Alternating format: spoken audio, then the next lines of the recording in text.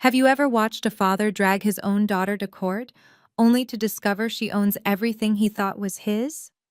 7 years ago, I was just another disappointment to my father, a girl who chose accounting over construction, spreadsheets over blueprints. He'd introduce me at family gatherings as the one who wastes time with calculators. What he never knew was that while he mocked me publicly, I was secretly saving his entire legacy from foreclosure. This is the story of how a courtroom full of his peers watched him crumble when he learned the truth. Hi everyone, I'm Muriel Torres, 32 years old, and what I'm about to share happened just 3 weeks ago in a Boston courthouse. If you're watching this, please subscribe and let me know where you are watching from. Let me paint you a picture of last year's Thanksgiving. Picture this. 23 family members gathered around my parents' mahogany dining table, well, my father's table, as he loved to remind everyone. I'd just finished explaining how I'd helped Patterson Construction restructure their accounts, saving them from a massive IRS audit. Dead silence. Then my father raised his bourbon and said, "Well, when you do real work like your brother Michael here, then we can talk." Michael, who builds strip malls. Me? I'm just a paper pusher with a CPA license that put me in the top 5% in Massachusetts. That's been my life for as long as I can remember. Richard Torres, my father, built his reputation laying foundations across Boston for 30 years. To him, real work meant calloused hands and steel-toed boots. My Ernst & Young business card might as well have been written in invisible ink. When clients asked about his family at construction sites, he'd spend 20 minutes bragging about Michael's latest project, then add, "Oh, and Muriel does," something with numbers. The irony? While he was dismissing my career, I was managing portfolios worth more than he'd built in his lifetime. But every family gathering followed the same script. Michael's achievements got standing ovations, while my promotions got polite nods and subject changes. "Sweetheart, nobody really understands what you do anyway," he'd say, usually after his third drink. What he didn't know, what none of them knew, was that I understood numbers well enough to see the crisis coming before anyone else did. And when it hit, those calculator games he mocked would become the only thing standing between him and complete ruin. The Seaport District project was supposed to be my father's masterpiece, a $15 million mixed-use development that would cement his legacy. Instead, it became his downfall. In March 2018, his biggest investor pulled out, taking 2 others with him. Within 6 weeks, Torres Construction filed for Chapter 11. The Seaport project took everything, my mother would later say, except his pride. My parents' marriage couldn't survive the bankruptcy. Mom filed for divorce in February 2019, moving to her sister's place in California. She took half of nothing and left behind 30 years of memories. I still remember Dad sitting in his empty office, surrounded by boxes, insisting this was temporary, and he'd bounce back stronger than ever. Then came Jessica. She showed up at a builder's convention in 2022, 33 years old, blonde, with a real estate license and an uncanny ability to make my 58-year-old father feel like he was 30 again. They married 6 months later in a courthouse ceremony I wasn't invited to. "It's just a formality," he told me over the phone. "You understand." Here's what nobody understood. Why was I still there? Why did I stay in Boston, visiting the house every week, checking on a man who introduced me as his underachieving daughter?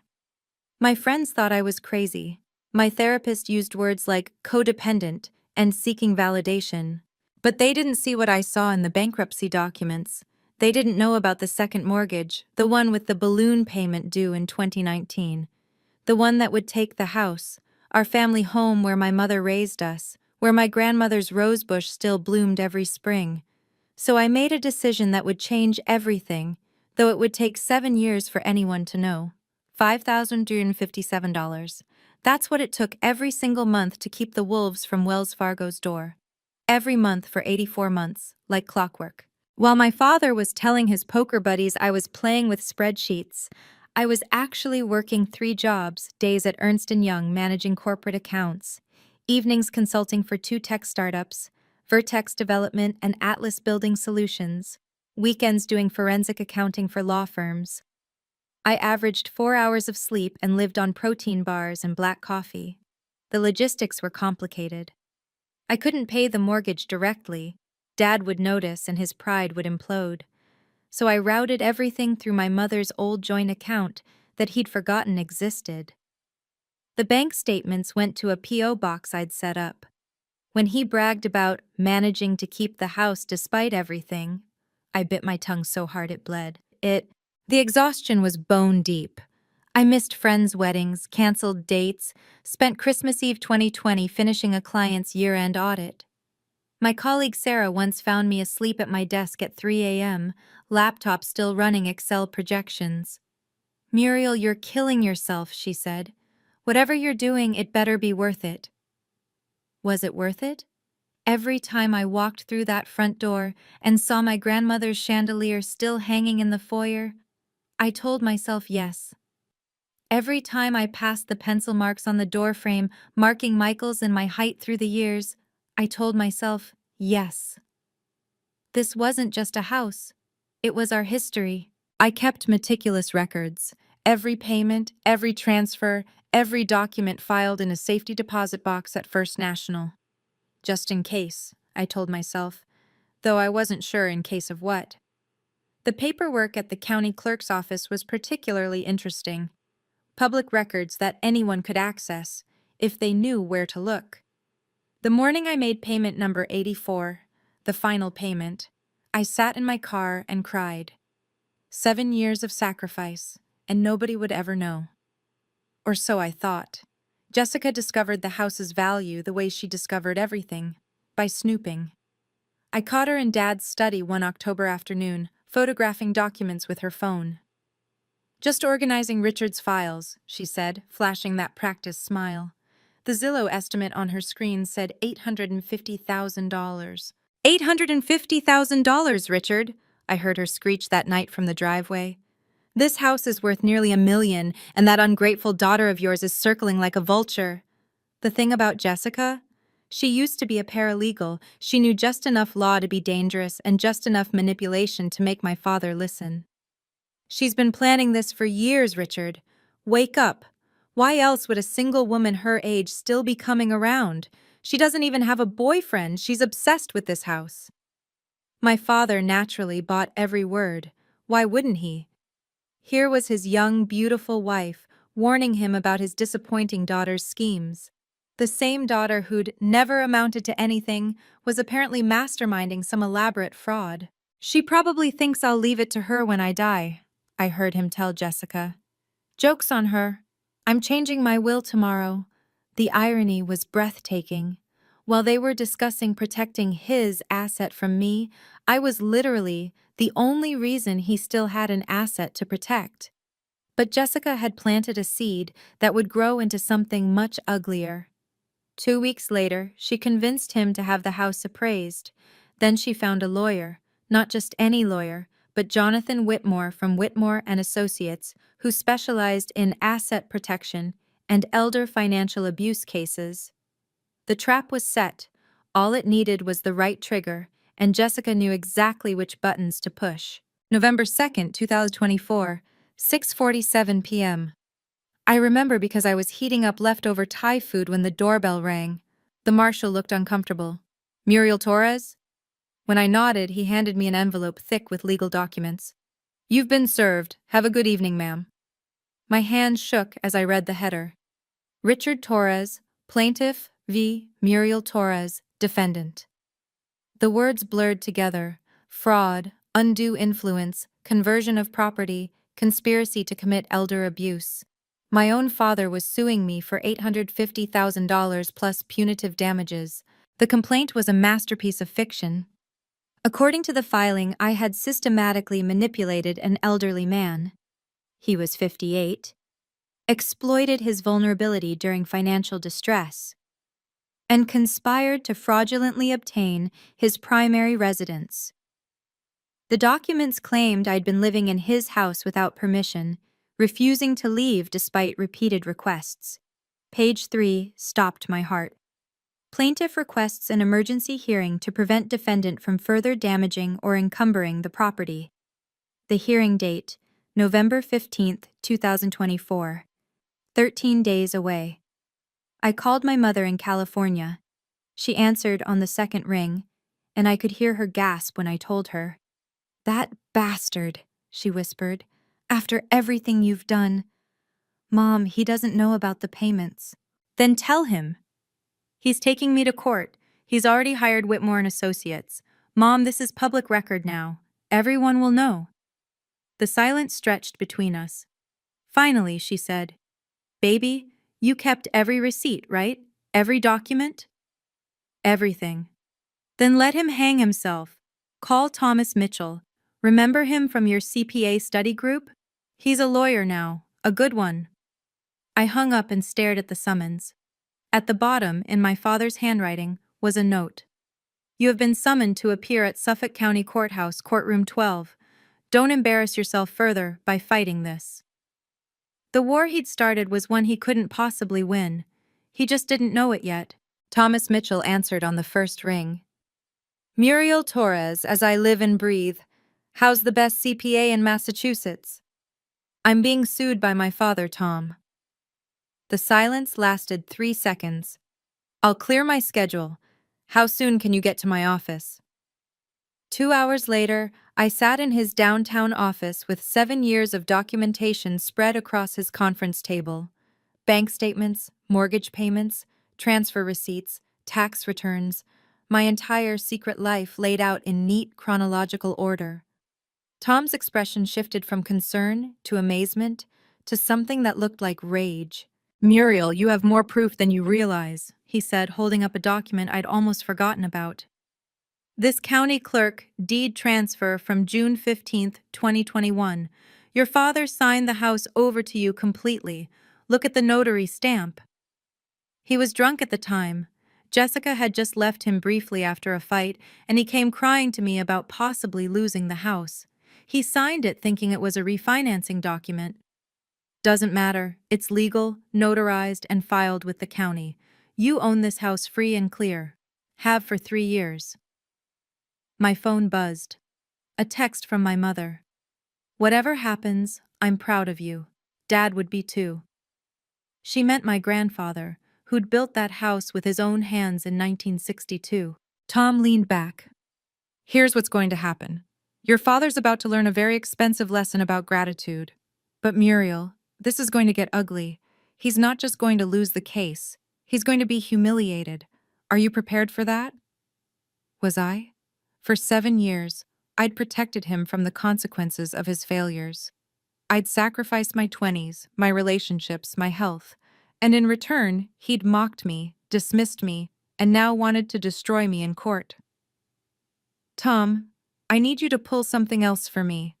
The Builders Association directory. I have a feeling my father's been very busy inviting an audience to my humiliation." Tom's smile was sharp.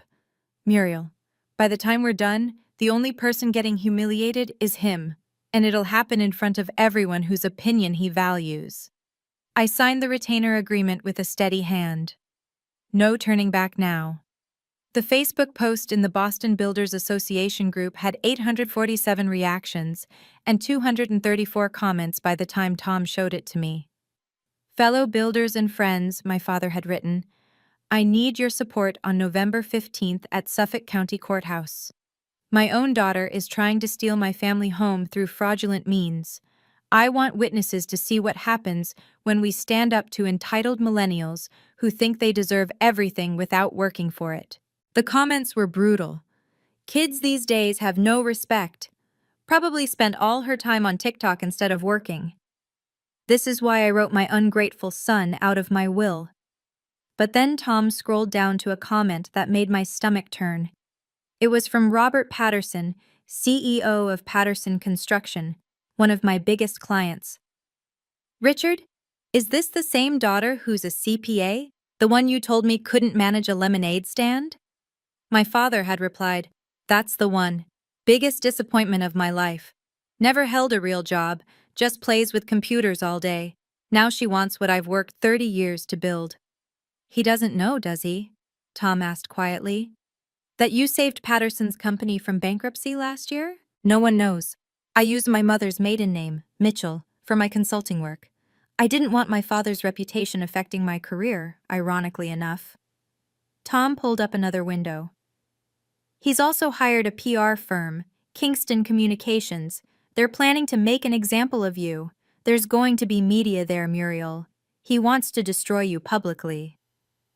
How many people has he invited? Based on the RSVP list I found, at least 200. He's chartered 2 buses from the Builders Association. He's treating this like a field trip to watch his ungrateful daughter get put in her place. I thought about all those men who'd watched him dismiss me at barbecues and holiday parties, who'd laughed when he'd called me his expensive mistake after I'd chosen college over trade school. They'd all be there expecting a show. Tom, I need David Carson from Wells Fargo to testify, and someone from the county clerk's office. Can you arrange that?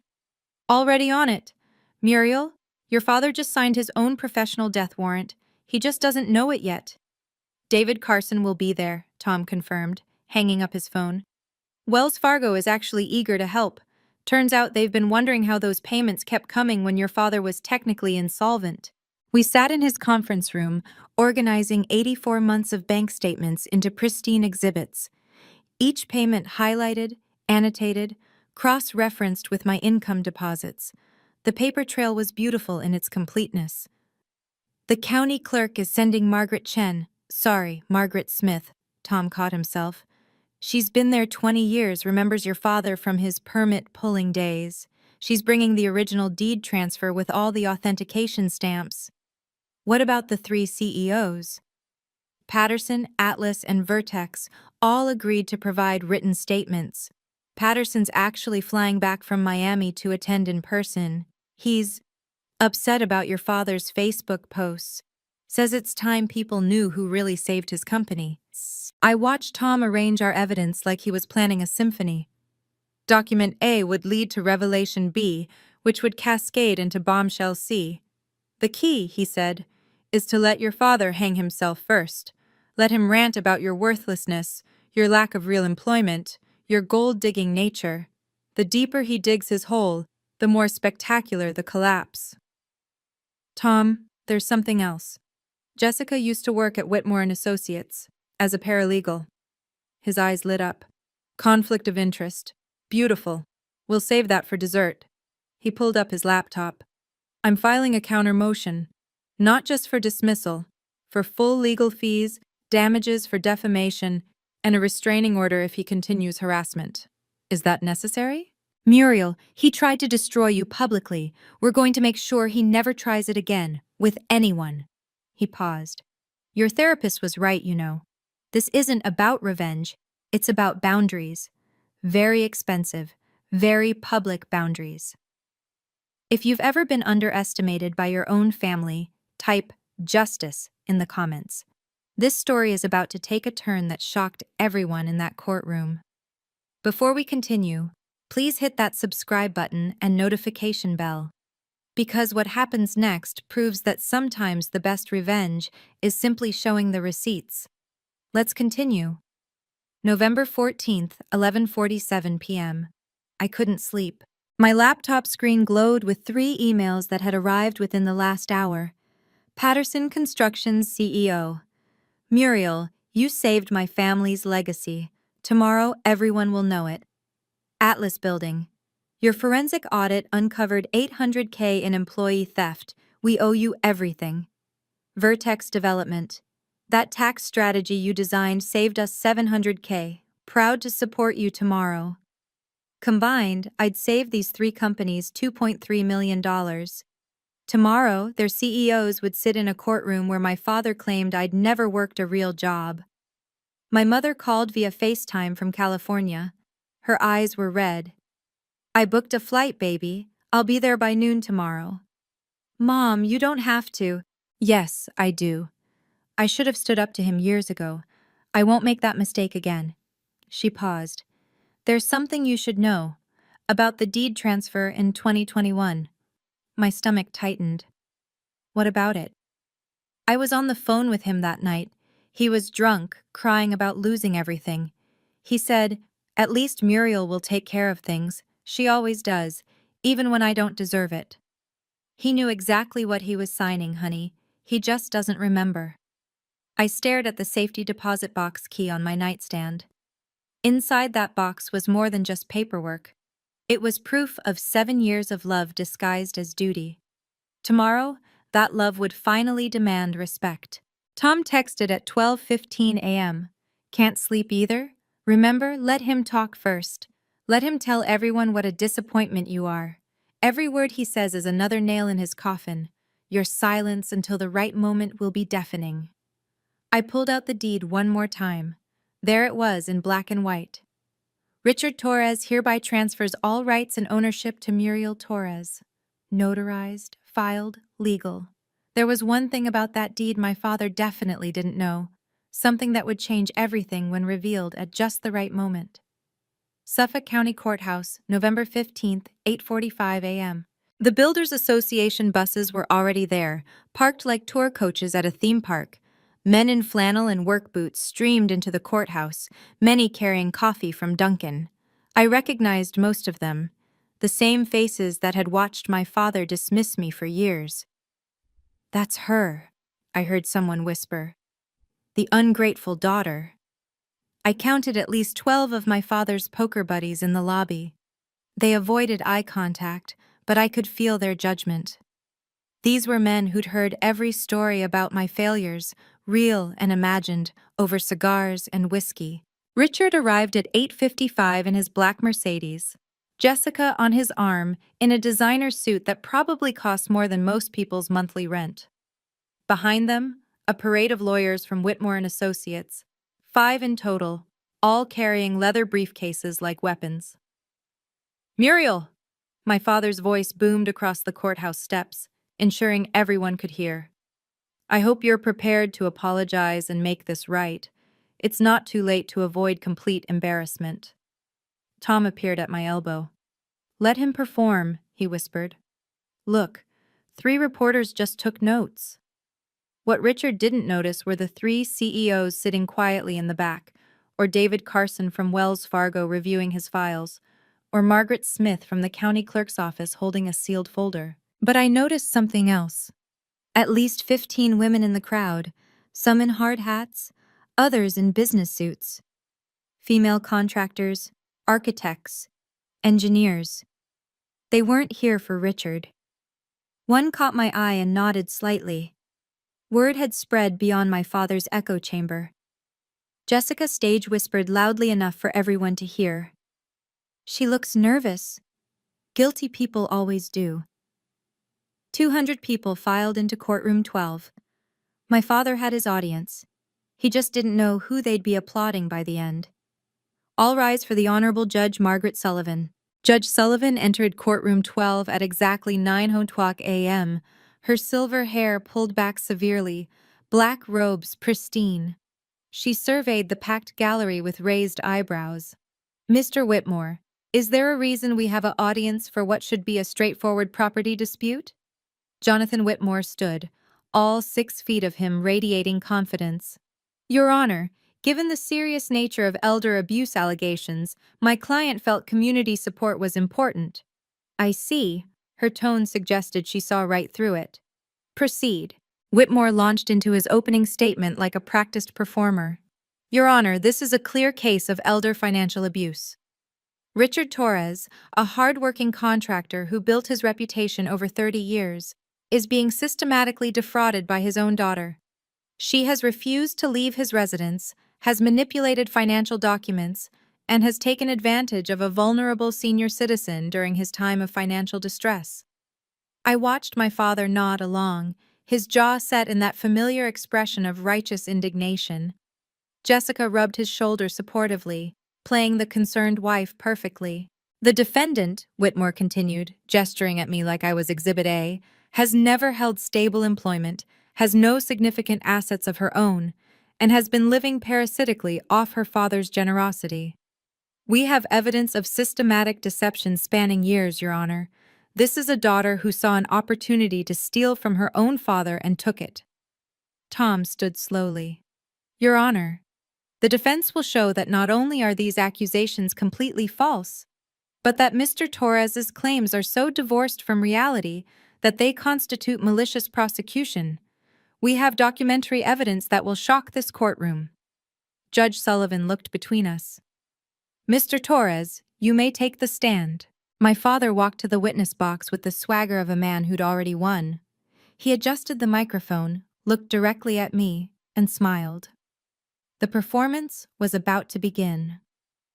State your name for the record. Richard Torres, owner of Torres Construction for 30 years until my daughter destroyed my life.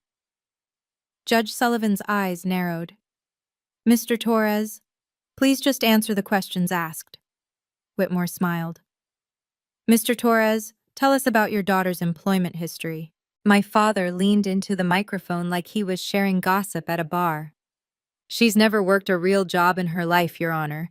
She plays with calculators, makes spreadsheets, little computer games she calls accounting. Meanwhile, real professionals like myself and my son Michael actually build things, create value. And her living situation? She refuses to leave my house. Been squatting there for years, probably waiting for me to die so she can steal it completely. He looked directly at his poker buddies. I tried to be a good father, gave her every opportunity, but she's only after my money. Always has been. Mr. Torres, do you have evidence of your daughter's alleged unemployment? Richard laughed, the sound echoing through the courtroom. Evidence? Look at her. 32 years old, no husband, no family, just obsessed with my house. She probably doesn't even know what a mortgage payment looks like. I doubt she could calculate interest if her life depended on it. Several builders in the gallery chuckled. Jessica smiled triumphantly. Tell us about the house in question. My family home, Your Honor, built by my father in 1962, worth $850,000 today thanks to my maintenance, my improvements, my reputation in this community. And now she wants to steal it using some forged documents she probably created on her computer. Whitmore held up a stack of papers. Mr. Torres, are these your financial records? Yes, showing how I've maintained that property despite my bankruptcy, through hard work and determination, not sitting behind a desk playing with numbers like some people. Another pointed look at me. Judge Sullivan interrupted. Mr. Torres, do you have any proof your daughter has never been employed?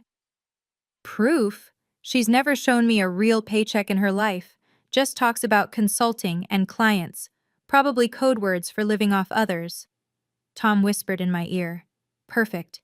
He just perjured himself at least 3 times. The plaintiff calls Jessica Torres to the stand. Jessica walked to the witness box like she was on a runway, her heels clicking against the floor. She placed her manicured hand on the Bible and swore to tell the truth with practiced sincerity. Mrs. Torres, Whitmore began, tell us about your stepdaughter's behavior. It's concerning, Your Honor. Deeply concerning. Jessica's voice dripped with fake worry. I've caught her multiple times going through Richard's private documents. She hoards financial papers in her room like some kind of obsession. I think she might have mental health issues. Can you elaborate? She comes to the house at odd hours, sometimes just sits in the driveway staring at it. She's told me multiple times that the house belongs to her and that Richard owes her everything. It's frightening, honestly. A 32-year-old woman this fixated on her father's property? It's not normal. Several people in the gallery murmured. I saw one of the reporters taking rapid notes. Mrs. Torres, have you witnessed any concerning financial behavior? Jessica leaned forward conspiratorially. I found bank statements hidden in her old room. Thousands of dollars moving through accounts, complex transfers designed to hide something. As someone who worked as a paralegal, I recognize money laundering when I see it. Tom whispered, Perfect. Let them continue. And her relationship with Mr. Torres? She manipulates him constantly, uses guilt about the divorce, about his bankruptcy. She knows exactly which buttons to push. Last month, I heard her on the phone saying everything is going according to plan, and he has no idea what's coming. Your Honor, I'm genuinely afraid of what she might be capable of. Judge Sullivan looked skeptical. Do you have any documentation of these claims? Well, no, but I see. You may step down. As Jessica returned to her seat, she shot me a triumphant smile. Richard reached over and squeezed her hand. Tom stood up. Your Honor, the defense is ready to present our case. Proceed, Mr. Mitchell. The entire room seemed to lean forward. Whitmore wasn't done. Your Honor, before the defense proceeds, I'd like to submit these bank records as evidence. He produced a stack of papers with theatrical flair. These show systematic transfers from hidden accounts to the mortgage holder over several years, classic signs of financial manipulation and potential money laundering, as Mrs. Torres correctly identified. The gallery erupted in whispers. I heard someone say, "I knew something was off about her." Furthermore, Whitmore continued, his voice rising, these transfers coincidentally began right after Mr. Torres's bankruptcy, when he was at his most vulnerable. The defendant saw an opportunity to exploit her father's weakness and took it. Richard stood up suddenly. She's been stealing from me for years, Your Honor. While I was rebuilding my life, she was scheming behind my back. Mr. Torres, please sit down, Judge Sullivan warned. But the damage was done. The crowd was turning. I could feel their judgment like heat from a fire. One of the builders shouted, "Gold digger!" Another yelled, "Shame on you!" Jessica dabbed at her eyes with a tissue, playing the concerned wife perfectly. This is exactly what we expected from someone with no real career, no real accomplishments, she said loudly enough for everyone to hear. Whitmore moved in for the kill. Your Honor, we're talking about a 32-year-old woman who has never held a legitimate job, living off her elderly father, manipulating financial documents, and now trying to steal his only remaining asset. This isn't just fraud, it's a betrayal of the most sacred trust between parent and child. The gallery was fully on their side now. I saw disgust on faces I'd known since childhood. Robert Patterson from Patterson Construction was shaking his head, probably wondering how he'd missed the signs when I'd worked with his company. This is what happens, Richard announced to his audience, when you raise an entitled child who thinks the world owes her everything. She never learned the value of hard work, never built anything with her own hands, just learned to take. Judge Sullivan looked at me. Ms. Torres, your counsel may proceed with your defense. Tom stood slowly, deliberately, carrying a single manila folder. Your Honor, he said calmly, I'd like to call the defendant to the stand. My legs felt like water as I stood. 200 pairs of eyes followed me to the witness box. Someone whispered, "Here comes the excuses." I placed my hand on the Bible, feeling the weight of 7 years pressing down on my shoulders. The courtroom was silent except for the scratch of reporters' pens. Ms. Torres, Tom began, his voice steady, do you have something you'd like to present to the court? I opened my briefcase with deliberate calm, though my heart was hammering. Your Honor, I'd like to submit Exhibit A. The manila folder felt heavier than it should as I pulled it out. Inside was a single document, the one that would change everything. Your Honor, this is a certified copy of a deed transfer from the Suffolk County Clerk's office. Whitmore jumped up. Objection! We haven't seen this document in discovery. Tom smiled. It's a public record, Your Honor, available to anyone who bothered to look. Judge Sullivan nodded. I'll allow it. Continue, Ms. Torres. I held up the document so the gallery could see the official seal. This deed, dated June 15, 2021, transfers complete ownership of the property at 451 Beacon Hill Road from Richard Torres to Muriel Torres. The silence was absolute. I saw my father's mouth open, but no sound came out. That's impossible, he finally managed. I never signed anything like that. Your Honor, I continued, my voice gaining strength, I've been silent for 7 years, no more. This deed was signed, notarized, and filed with the county 3.5 years ago. The house my father is suing me for, I already own it. I've owned it since 2021. Jessica shot up from her seat. That's fraud. She forged it. Judge Sullivan banged her gavel. Order, Ms. Torres. Is there someone who can verify this document's authenticity? I looked toward the gallery. Yes, Your Honor. Margaret Smith from the county clerk's office is here. The crowd parted as Margaret stood, holding an identical folder.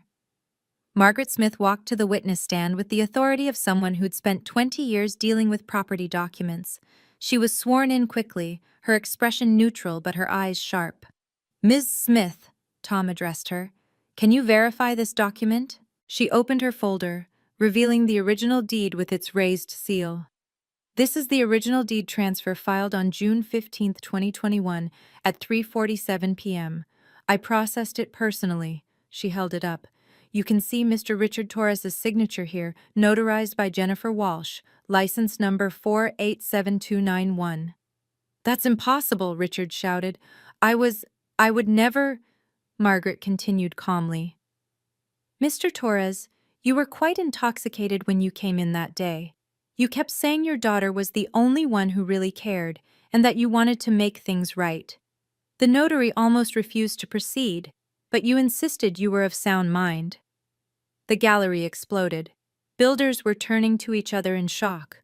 The reporters were scribbling frantically. "Furthermore," Margaret added, "you came back the next week to verify the transfer had been processed. You said, and I quote, 'I want to make sure Muriel gets what she deserves for everything she's done.'" Jessica's face had gone white. "Richard, you told me the house was yours." Judge Sullivan studied the document. "Mr. Whitmore, your client is suing Ms. Torres for a house she legally owns and has owned for 3 years. How do you explain this?" Whitmore was speechless for the first time, frantically flipping through his papers. "But that's not all, Your Honor," I said, standing straighter. "I'd like to submit Exhibit B, 84 consecutive mortgage payments from my personal accounts." Tom handed another folder to the judge. "Your Honor, we have David Carson from Wells Fargo here to verify these payments." Richard slumped in his chair. "No, this isn't. She couldn't have." "Oh, but I did, Dad," I said, looking directly at him. "Every month for 7 years, while you called me worthless, I was saving your legacy. While you mocked my calculator games, I was the only thing standing between you and complete ruin." The builders in the gallery were no longer looking at me with disgust. They were staring at Richard in disbelief. David Carson from Wells Fargo took the stand with the confidence of someone holding irrefutable proof. He carried a thick folder that he placed deliberately on the witness stand. "Mr. Carson," Tom began, "can you tell the court about these mortgage payments?" "Certainly. From November 2017 through October 2024, exactly 84 consecutive payments of $5,357 were made on the mortgage for 451 Beacon Hill Road. Every single payment came from accounts belonging to Muriel Torres." He opened the folder, revealing page after page of bank statements. "The total amount paid, $449,988. Without these payments, the property would have been foreclosed in January 2018. And Mr. Richard Torres' payments during this period? 0. Not a single dollar. In fact, Mr. Torres hasn't had an account with us since his bankruptcy filing." The courtroom was dead silent. I watched my father's face crumble as the reality hit him. "That's not possible," Jessica whispered, loud enough for everyone to hear. "Richard said he was managing the payments himself," David continued. "Ms. Torres often made these payments while working 16-hour days. Our records show transfers at 2 a.m., 3 a.m., sometimes minutes after her direct deposits from Ernst & Young cleared. She never missed a single payment, even when it meant her own account would be nearly empty." One of the builders in the gallery stood up. "Richard, you told us she was a leech. You said she was bleeding you dry." Judge Sullivan raised her gavel for order. "Sir, please sit down." Tom pulled out another document. "Mr. Carson, can you verify this particular transfer from December 2019? "Yes. Ms. Torres paid $21,428 to prevent foreclosure after the balloon payment came due.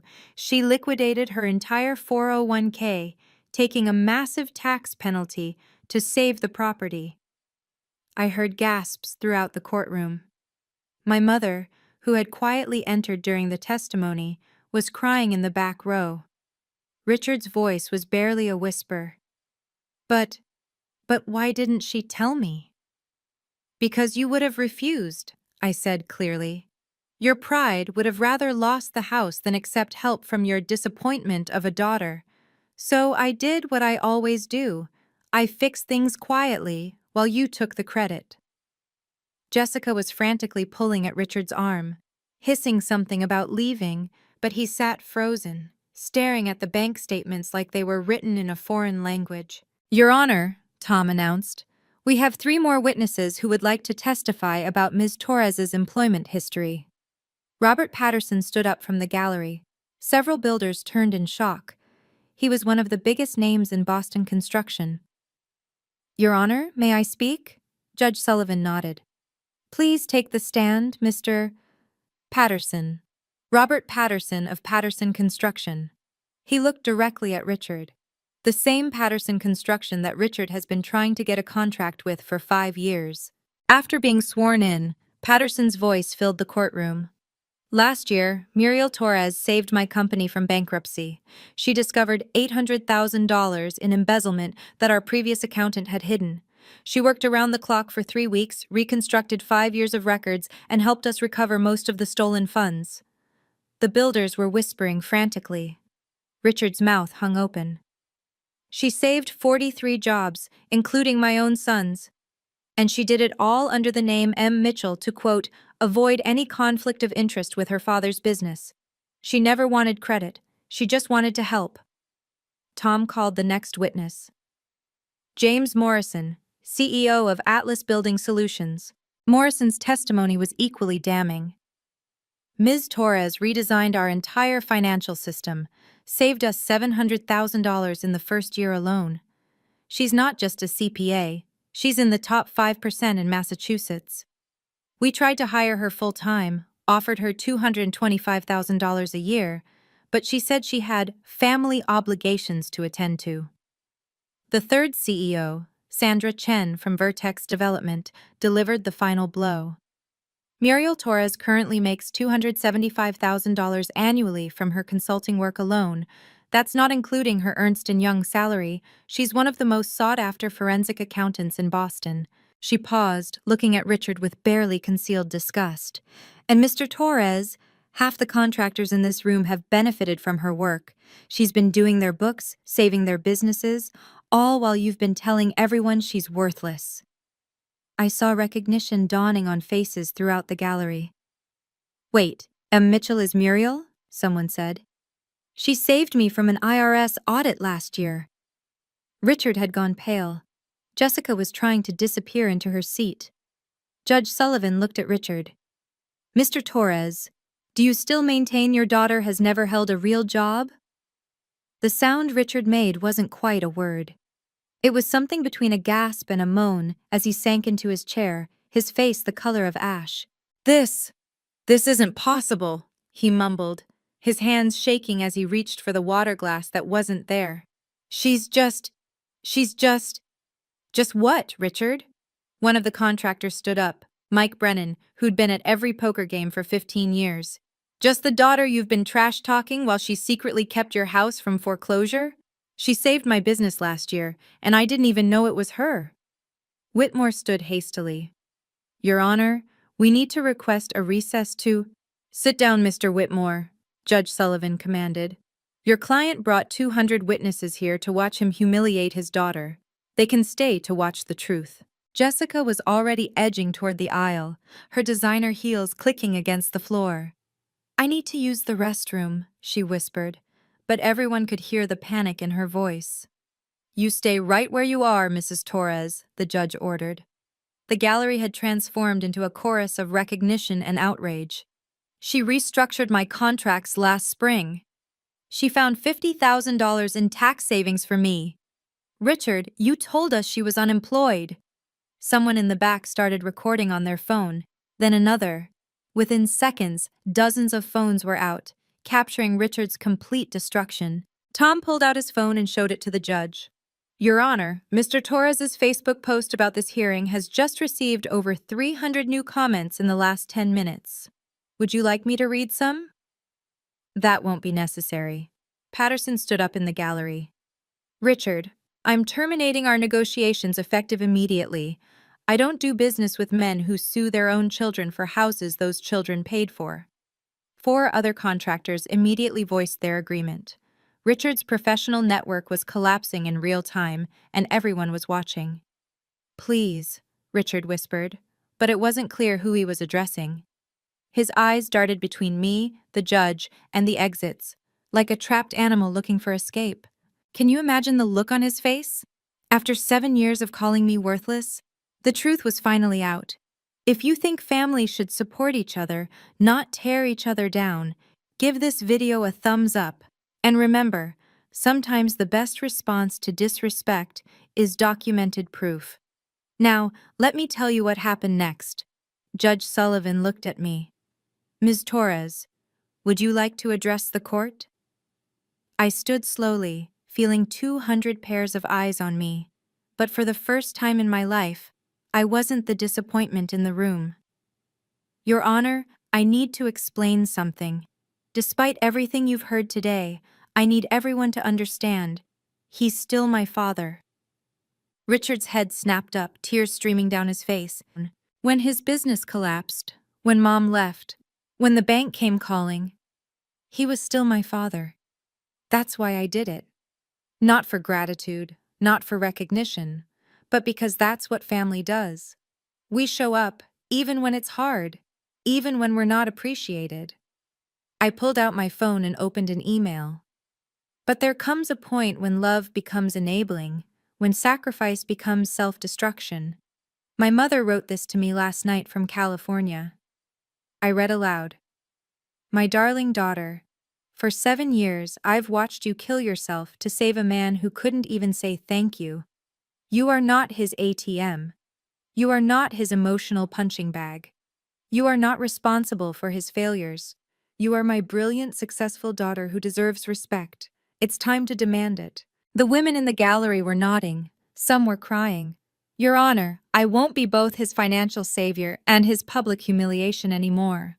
I won't attend family dinners where I'm mocked for the career that saved his house. I won't smile politely while he tells everyone I'm worthless, then secretly deposit thousands into his mortgage. I turned to face Richard directly. Dad, I loved you enough to sacrifice my 20s, my relationships, my health. But love doesn't mean accepting disrespect. Love doesn't mean being grateful for crumbs of acknowledgement. Love doesn't mean letting you drag me to court to steal what I already own. Tom handed me one final document. Your Honor, this is a restraining order request, not because I fear physical harm, but because I need boundaries. Real, legal, enforceable boundaries. Richard was sobbing now, the kind of ugly, broken sobs that come when a man's entire worldview collapses. You gave me life, Dad. I gave you 7 years. We're even. Judge Sullivan removed her glasses, cleaning them slowly while the courtroom held its breath.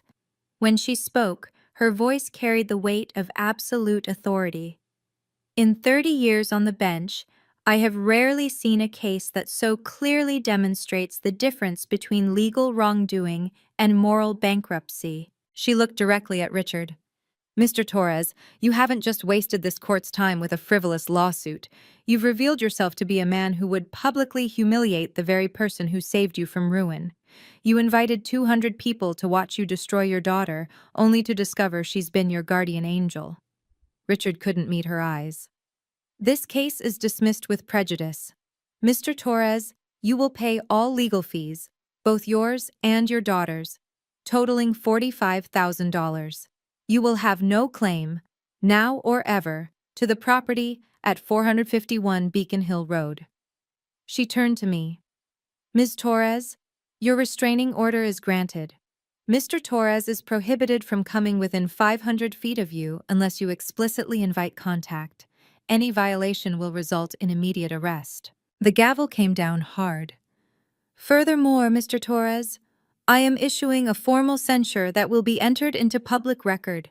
Your conduct today was not just legally wrong, it was morally reprehensible. The gallery erupted in applause. Several women stood up, clapping. The builders looked stunned, but many were nodding in agreement. Mr. Torres, Judge Sullivan continued over the noise, you should be ashamed. This young woman saved your home, your dignity, and asked for nothing in return except basic respect. Instead, you gave her mockery and lawsuits. You are exactly the kind of father that daughters write cautionary tales about. Whitmore was already packing his briefcase, his face red with embarrassment. We won't be filing any appeals, Your Honor. I should hope not. This case is concluded. Mr. Torres, you have 30 days to pay the legal fees. Court is adjourned. As the gavel fell for the final time, Richard collapsed forward onto the defendant's table, his shoulders shaking with sobs. The courtroom erupted into chaos the moment Judge Sullivan left. 5 contractors surrounded Richard before he could even stand. Our contract is terminated, effective immediately, Mike Brennan announced, loud enough for everyone to hear. I don't work with men who sue their own daughters for houses they paid for. Same here, added Tony Rodriguez. That Marina District project? Find another subcontractor. Within minutes, Richard had lost contracts worth over $2 million. Each cancellation was announced publicly, deliberately, in front of the crowd he'd assembled to witness my humiliation. Jessica had vanished. Someone later told me they saw her in the parking garage, throwing her wedding ring at Richard's Mercedes before getting into an Uber. She'd lasted exactly as long as the money had. My phone was already buzzing.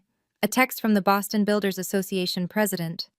Emergency board meeting called. Richard's membership under review for conduct unbecoming. But the real devastation was happening online. Someone had been live streaming on Facebook. The video already had 10,000 views and climbing. The comments were brutal. Worst father in Boston. How do you sue someone for a house they bought for you? This man destroyed his own reputation in HD. Whitmore approached Richard with papers. Mr. Torres, this is a withdrawal of representation. My firm will no longer work with you in any capacity. He turned to me. Ms. Torres, I apologize for my role in this. I was clearly misled about the facts. Then, loud enough for everyone to hear, he added, Oh, and Jessica? She used to work for us. We fired her for ethics violations. Should have known she was involved in something like this. Richard finally stood, looking around the emptying courtroom like he didn't recognize it. His poker buddies had all left without saying goodbye. The builders who'd cheered him on an hour ago were now posting photos of the deed transfer on social media with captions like, Plot twist of the century, and Richard Torres just played himself. Tom showed me his phone. You're trending on Boston Reddit. The title is Local Contractor Sues Daughter for House She Secretly Paid Off, Gets Destroyed in Court. It's the top post. Richard stumbled toward the exit, completely alone. The man who'd arrived with an entourage and a swagger left with nothing but a $45,000 bill and a shattered reputation. I found him in the courthouse parking lot, sitting on the hood of his Mercedes, looking every one of his 58 years, and then some. The crowd had dispersed, the buses gone. It was just us and the November cold. Muriel. His voice was broken, hollow. Don't. I stopped 10 feet away, maintaining distance. You don't get to play victim now. You destroyed me. No, Dad. You destroyed yourself. I just refuse to hide the evidence anymore. He looked up, his eyes red and swollen. Why didn't you tell me? About the payments? Would you have let me? Or would your pride have rather lost the house than accept help from your disappointment of a daughter? He flinched.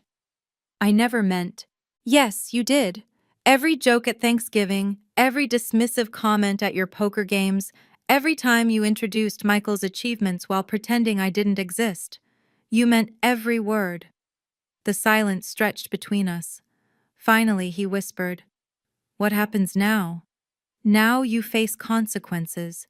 Your business will survive or it won't. Your reputation will recover or it won't. But it's not my problem anymore. Muriel, please, I'm your father. You were my father when you dragged me into court. You were my father when you called me a gold digger in front of 200 people. Being my father doesn't erase what you did. I pulled out a business card. This is Dr. Patricia Reeves. She's a therapist who specializes in narcissistic personality disorder and family trauma. You're going to need help understanding why you did this. He took the card with shaking hands. And if I go? If I get help? Then maybe, someday, we can have a conversation that doesn't end with you humiliating me. But that's not today, and it won't be tomorrow. The house is mine, legally, morally, and practically. You can rent the guest house for $1,500 a month if you can behave yourself, below market rate, because despite everything, I'm not cruel. But there will be a lease, rules, and consequences. I'm sorry, he whispered. No, you're sorry you got caught. There's a difference. I turned to leave, then stopped. Dad, I'm done being your emotional and financial safety net. It's time you learn to stand on your own. I walked away, leaving him alone in the parking lot with his shame. By Monday morning, my inbox had exploded. 15 new client inquiries, all from people who'd either been in the courtroom or seen the video. We had no idea Mr. Mitchell was you, one wrote. Richard always said you were unemployed. We'd like to discuss a retainer immediately. The Boston Globe ran the story on Tuesday. CPA daughter saves father's home, gets sued in return. They'd somehow gotten a photo of Richard crying in the courtroom. The subtitle read, How One Woman's Secret Sacrifice Became Boston's Most Talked About Family Drama. My mother flew in from California Wednesday. We sat in the house, my house, drinking wine and reading the comments on the viral video, which had now reached 2.8 million views. This one's my favorite, she said, reading from her phone. Imagine being so ungrateful that you sue the person who saved your house. It has 45,000 likes. The Women's Business Association called Thursday. Ms. Torres, we'd like to honor you at our annual gala. Your story has resonated with so many women who've been undervalued by their families while secretly holding everything together. Tom forwarded me a screenshot from LinkedIn. 3 different headhunting firms had posted about me, calling me Boston's hidden financial genius and the CPA who saved a company while being called worthless. But the most satisfying moment came Friday afternoon. Robert Patterson called personally. Muriel, I'm ashamed I didn't stand up for you sooner. I knew Richard was difficult, but I had no idea what you were going through. I'd like to offer you a permanent position, Chief Financial Officer, $350,000 base plus equity. By the end of the week, my story had become something bigger than family drama. It had become a rallying cry for everyone who'd ever been underestimated, overlooked, or dismissed by the very people they were helping. Week 2 brought the professional aftermath. The Builders Association voted unanimously to revoke Richard's membership, a devastating blow in an industry built on relationships and reputation. The letter was formal but brutal. Your conduct toward your daughter reflects values incompatible with our organization's standards. Jessica filed for divorce on Tuesday, but the real shock came when TMZ picked up the story. Apparently, she'd already been dating Whitmore for months. Someone photographed them at a restaurant the night after the trial, toasting with champagne. The caption, Lawyer celebrates with client's soon-to-be ex-wife after courtroom disaster. Richard's business imploded faster than anyone expected. By Wednesday, he'd lost 70% of his contracts. The remaining clients were only staying because they were mid-project and couldn't afford to switch contractors. His Facebook business page had been review-bombed with 1-star ratings and comments like, sues his own daughter for a house she paid for, and definition of ungrateful. He had to sell the Mercedes to pay the legal fees. Then the boat he'd bought during his successful period, the one he'd named self-made, without any sense of irony. The garage sale notice appeared in the Globe's classifieds, a public admission of his downfall. Michael, my brother, finally called from Arizona. I had no idea, Muriel.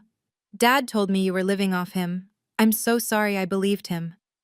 The golden child was finally seeing our father clearly. Patterson Construction announced my CFO appointment in a press release that deliberately mentioned the trial. We're proud to welcome Muriel Torres, whose financial expertise saved numerous Boston businesses while her own father claimed she was unemployed. It was picked up by every business journal in New England. By the end of week 2, Richard Torres had gone from respected contractor to cautionary tale. Pride goeth before a fall, and his fall had been spectacular, public, and entirely self-inflicted. I stood in my grandmother's house, my house now, and made decisions that would have been impossible a month ago. The contractor I hired was one of the women who'd applauded in the courtroom, Sarah Brennan, Mike's daughter. We'll convert it into 2 units, she explained, spreading blueprints on the kitchen table. The main house for you, a completely separate guest unit with its own entrance.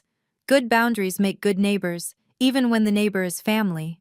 The renovation would cost $75,000, but the rental income would cover it within 2 years. The guest unit could rent for $3,500 a month in this neighborhood, though I had other plans for it initially. My mother stood in the doorway of what would become her apartment. Honey, I don't need... Mom, you gave up everything in the divorce to get away from him. Let me give something back. Stay as long as you want. Forever if you like. She cried then, the kind of grateful tears that come when someone who's been strong for too long finally gets to rest. I kept my grandmother's chandelier and the pencil marks on the doorframe, but everything else was getting updated. The house would finally serve a positive purpose, not as a monument to Richard's ego or a burden I carried secretly, but as an investment in my future. Sarah's crew found something during demolition, a time capsule my grandmother had hidden in 1962. Inside was a photo of the house's groundbreaking and a note. May this home always shelter those who need it most, and may it never be a source of family strife.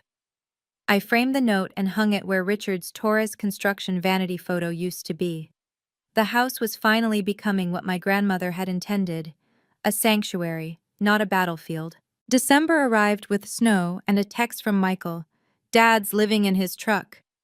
I found Richard at a Dunkin' Donuts at 6 a.m., looking like he'd aged a decade in a month. His hands shook as he lifted his coffee. The confident contractor who'd strutted into court was gone, replaced by someone hollow and lost. Michael called you, he said. It wasn't a question. You can't live in your truck through a Boston winter. I've got no choice. No one will rent to me after... He gestured vaguely at nothing. After everything went viral. I placed a lease agreement on the table. Guest house, $1,500 a month, first and last up front. These are my terms. He read through tears. Weekly therapy with Dr. Reeves. AA meetings twice a week. No overnight guests without written permission. Monthly family counseling if I choose to attend. He looked up. These are strict. They're boundaries, Dad. Something we should have had years ago. Why? His voice broke. After everything, why would you? Because I won't enable you, but I won't let you be homeless either. This isn't forgiveness, it's practicality. You need shelter. I need a tenant who'll maintain the property, but this is business now, not family. He signed with shaking hands. For the first time in my memory, Richard Torres cried without trying to hide it. Not the angry tears of a narcissist exposed, but the broken sobs of a man finally understanding the weight of what he'd destroyed. Thank you, he whispered. Don't thank me. Thank the grandmother who built this house to shelter those who need it most. And Dad? If you violate even one term of this lease, you're out. No second chances. He nodded, understanding that this wasn't reconciliation, it was consequence management. Tom reviewed the lease one more time before the notary arrived. This is more thorough than most commercial agreements, he said, impressed. The terms were non-negotiable.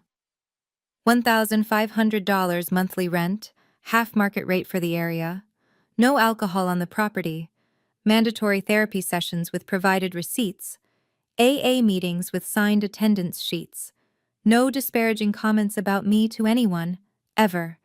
No visitors without 48-hour written notice. Monthly property inspections. Quiet hours from 9 p.m. to 8 a.m. Participation in family therapy if I requested, maximum twice monthly. If he violates any term, I explained to the notary, eviction proceedings begin immediately. Richard signed every page without protest. The man who once commanded rooms now sat silent, accepting terms from the daughter he'd tried to destroy in court. The family therapy, he said quietly. You said if you choose, will you? Not yet, maybe not ever. That depends entirely on your progress with Dr. Reeves. The notary stamped the final page. It was official. Richard was now my tenant, paying rent on a property he'd once claimed was stolen from him. I handed him the keys. The guest house is furnished. Utilities are included. Your first therapy appointment is Monday at 10 a.m.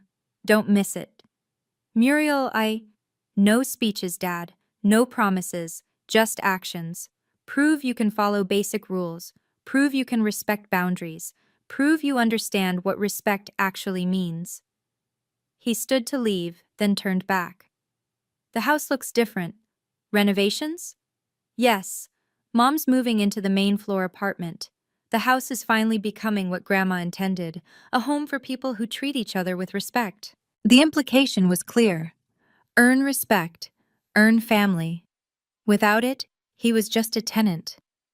February brought unexpected changes. Dr. Reeves called with Richard's permission to share his progress.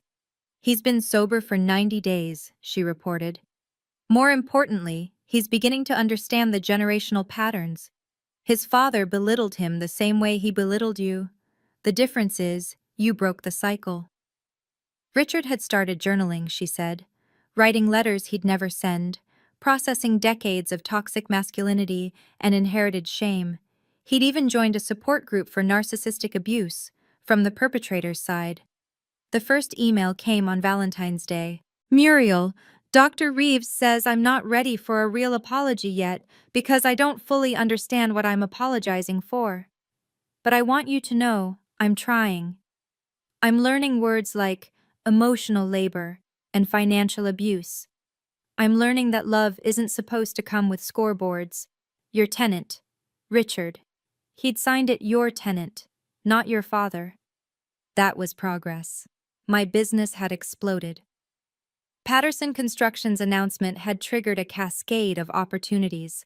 Revenue was up 150%, and I'd hired 2 junior CPAs to handle the overflow.